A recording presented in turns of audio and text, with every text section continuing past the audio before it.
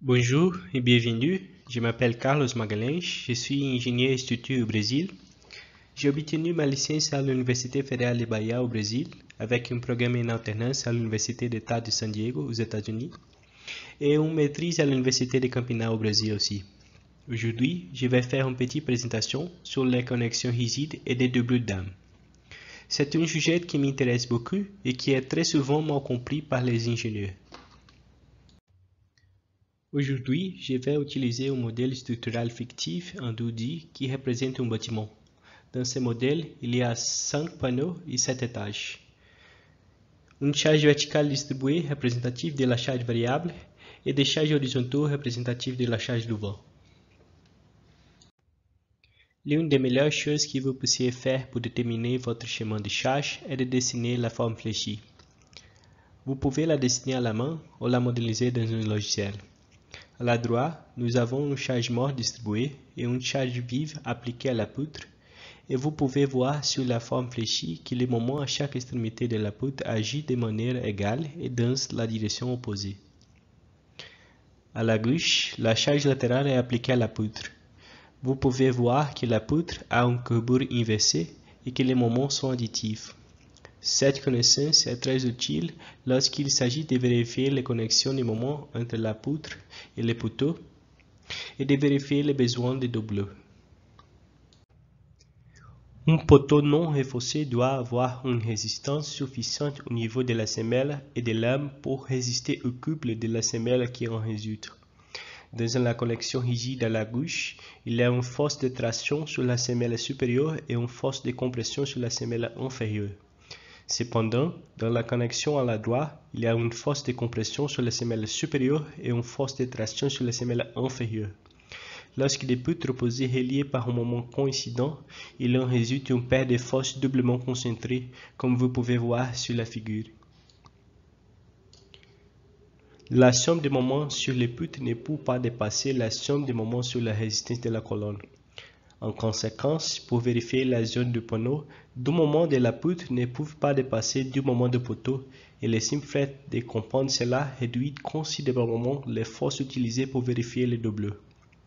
Dans ce cas, la force du cisaillement total de la zone du panneau est calculée comme la somme de la force de chaque côté du poteau moins le cisaillement de l'étage.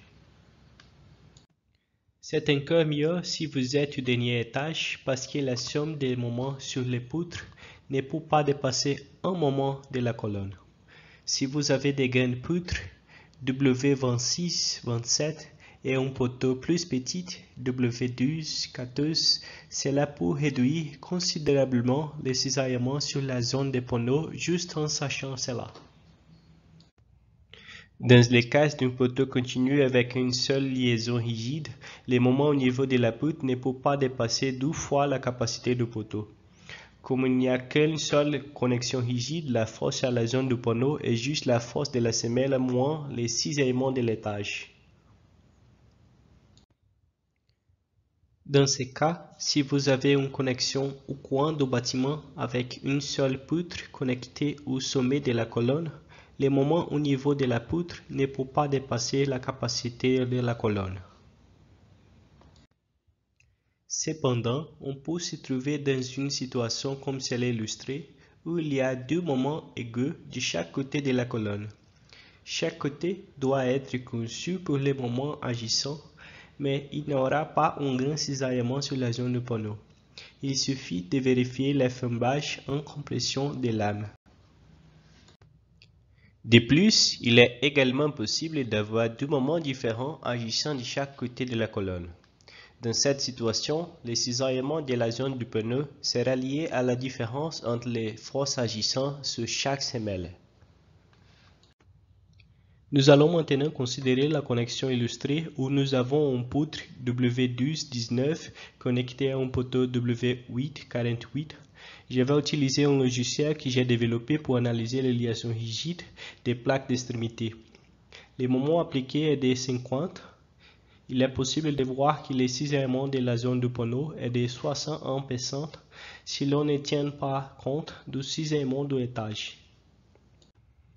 Toutefois, si la même poutre est connectée des deux côtés un câble inverse, la zone du panneau n'aura pas une résistance suffisante pour résister au cisaillement. Enfin, nous devrons donc prévoir un doubleur d'armes pour assurer une résistance suffisante à la colonne. Enfin, ce sont les références utilisées que vous pouvez consulter pour trouver beaucoup d'informations sur le sujet.